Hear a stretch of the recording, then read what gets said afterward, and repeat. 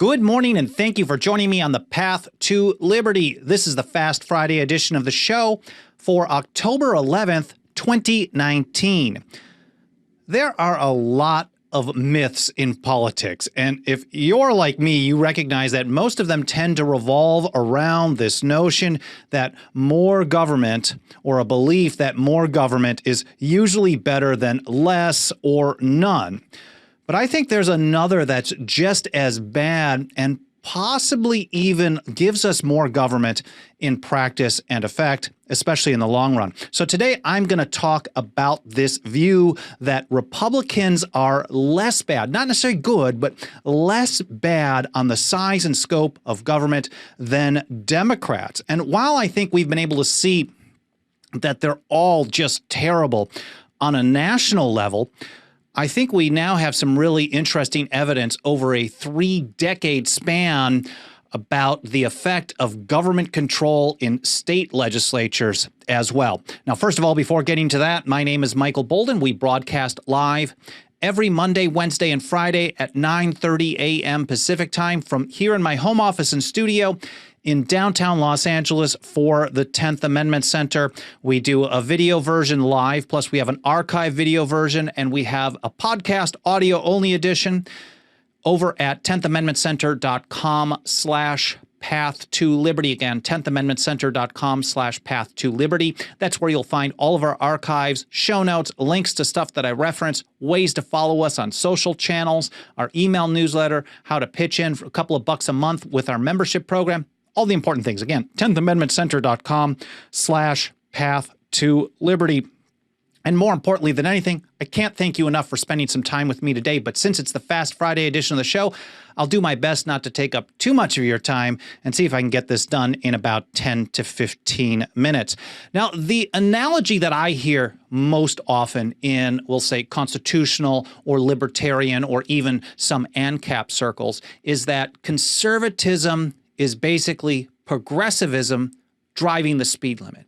And I do recognize that this thought process, this view, is pointing out that Republicans of today are really, really bad on the size and scope of government, just that they are significantly less bad, or at least noticeably less bad than the left. But I think when it comes to talking the talk and walking the walk, when push comes to shove, I think there are a lot of examples that show that when Republicans are actually in power, it doesn't really play out like this. I don't really buy the analogy at all. Now, before getting to some interesting statistics and research that we have on a state level, I just want to kind of reiterate some of the things that we've seen on a federal level. And let's look primarily at federal spending, which has been absolutely horrible. This article from Mike Meharry that we just published last week, Trump and company add $1.2 trillion to the national debt in fiscal 2019. Mike puts it this way. The U.S. national debt increased by $1.2 trillion in fiscal 2019, which ended September 30th. This follows on the heels of a $1.27 trillion increase in the national debt in fiscal 2018. So 2018 was actually a little bit worse. But if you look at this chart, and for those of you who are watching on video, you can see this much better. Otherwise, look at the links in the show notes. It just constantly goes up. We're looking from 2012 through 2019 now. It goes on a pretty aggressive increase, and then it hits a debt ceiling and then evens off. And then that gets voted away, and then it goes on a pretty aggressive increase. And at 2013, 2014, it wasn't as aggressive, but then it resumed the same path after 2016 and then 2018 and 2019. It's just incredibly bad, and it doesn't matter which team is in charge, which team is controlling the spending or passing the spending bills, which end up being signed by basically everybody anyways. Mike puts it this way. The GOP had complete control of the federal government in fiscal 2018. Complete.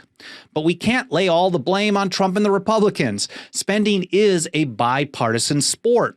The debt ceiling put a crimp on federal government borrowing earlier in the year until the bipartisan budget deal reached in July, suspended that limit for 2 years. And he also points out and links to something that I covered in a show late last year, I think. He says, in fact, spending has gone up during every presidential administration since 1940. And we can look at the statistics. This is average yearly spending by presidential administration adjusted to $2009, just so you don't have to try to make comparisons of apples and oranges. It's all based on the same dollar inflation level. And you go from Roosevelt, Truman, Eisenhower, and you jump forward, you go to Ford, Carter, Reagan, Bush. It just keeps going up. And to be honest with you, putting this on a chart, you're not going to see the rate of increase change very much. It might dip from time to time. There might be an opposing party that just doesn't like the priorities of the current one. But the end result, whether Democrats or Republicans are in power in the White House or whether they have control of Congress or not, the spending increase is always really bad, and any differences are pretty much minute. And in fact, they're almost worthless over time because the end result is so horrible. And Mike points this out. He says there have only been 12 years, mostly under Truman, Eisenhower, and Bill Clinton, in which the government hasn't run a federal deficit. As you can see, it doesn't matter who the president is or which party holds the majority in Congress. There has always been a reason to keep government spending going, from wars to bailouts to social programs, or simply to kick the can down the road. And as we remember, John Adams said back in 1776, fear is the foundation of most governments, and that fear makes people stupid and miserable. So they're afraid of cutting a program, and that fear of cutting a program gives them stupid end results. John Adams' words, I'm just applying them to current events. Mike summed it up like this in another post, again on national debt. He says, Republicans like to blame Democrats for big spending and deficits, but the current spending spree is a bipartisan effort led by the GOP. Virtually nobody in Washington, D.C. is doing anything to rein in this runaway train. It's quickly heading down the tracks toward a fiscal disaster. And you could say they're both going the speed limit. They're both going way past the speed limit. There's not much difference. Sometimes one goes faster than the other. And I think a lot of times the rhetoric is just better on one side versus the other. And it switches based on who's in power. But when you get down to the brass tacks, it's always really, really bad. But it's not just on a federal level. And I think what is really interesting here is this research by Matt Grossman over at 538 in support or from a book that he just published. I think he just published it, but his new book, Republican Control in the States Hasn't Stopped the Growth of Government. And he starts out his article talking about how there's this big debate going on in Kentucky, and you supposedly have two totally different approaches to government, and everybody's freaked out about the other side winning. He says, based on the campaign rhetoric, you might expect state spending to be fundamentally transformed by whichever party is in control. That's what we're always told. Things are going to be so different based on whoever wins. This next election is the election of a lifetime. We always hear that. He says the real world effects, however, are more limited. And I would argue, at least from what I've read by Grossman's work, that he's definitely on the left end of the spectrum. So I think he likes a lot of the government programs and a lot of government spending. So even he is saying this, that the real world effects are just, they're not really there. And I think he's being kind in this as well. He says, one way we can answer this question is to look at what's happened in state governments over the last 30 years, as Republicans have been on quite an electoral run. The GOP went from full control in only 3 state governments, full control being both houses, except unless you're counting Nebraska, both houses and the governor. 3 state governments in 1992 to 26 in 2018. This is really seen as a Republican success story. He says in his new book, though, Red State Blues, How the Conservative Revolution Stalled in the States, I argue, well, Matt does, that states controlled by Republicans haven't shifted the size of government as much as one might have expected. And he highlights the word size because that's the argument from people who are afraid that cutting, on one side you say these Republicans are going to come in, they're going to slash everything, and the world's going to come to an end.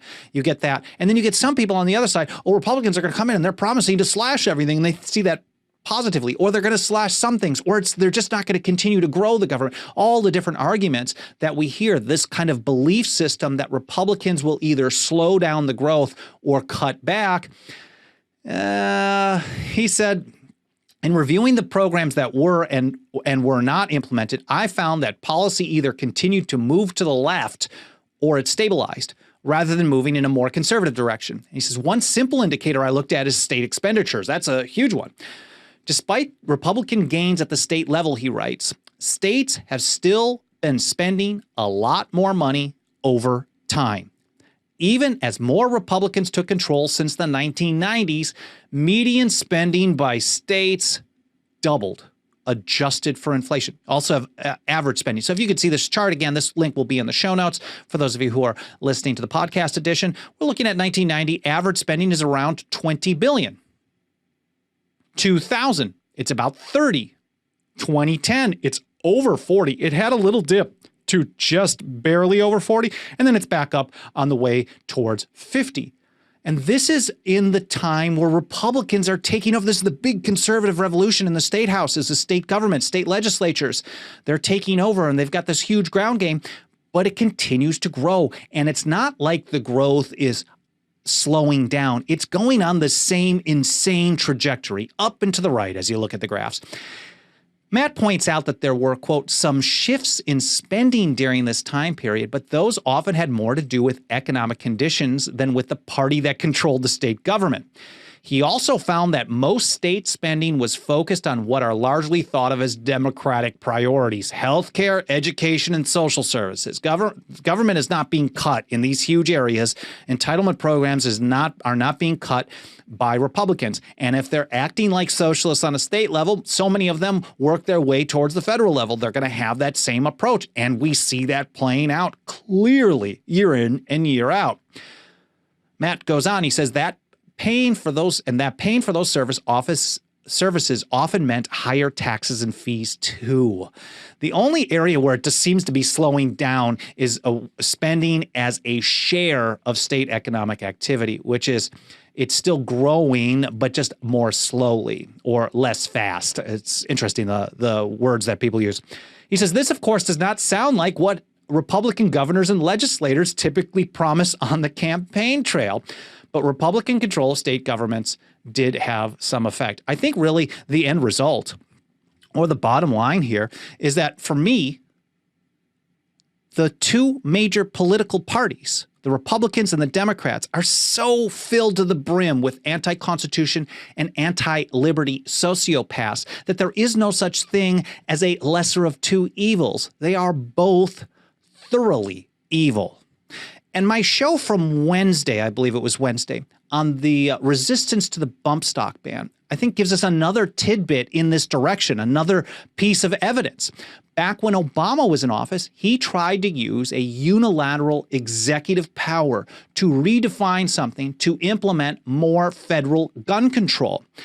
Well, a lot of Republicans actually resisted that, and they successfully stopped it from being implemented. There was enough opposition. And then you fast forward to last fall, December 2018, and the Trump administration used the exact same approach to implement more federal gun control. Well, a lot of that resistance that was there when Obama was around just slithered away like the snakes that they are, or it turned into support. And now, instead of having just the same amount or less federal gun control, we now have more, thanks to Republicans. And I think the late, great Harry Browne really summed it up better than anybody. Let me see if I can pull up this quote so you guys can see it. It says, Republicans campaign like libertarians, but govern like Democrats. Actually, Republicans campaign like libertarians and govern like Democrats. From the late, great Harry Browne. I'm sure that's still over on his website, even though he passed away a number of years ago, harrybrowne.org.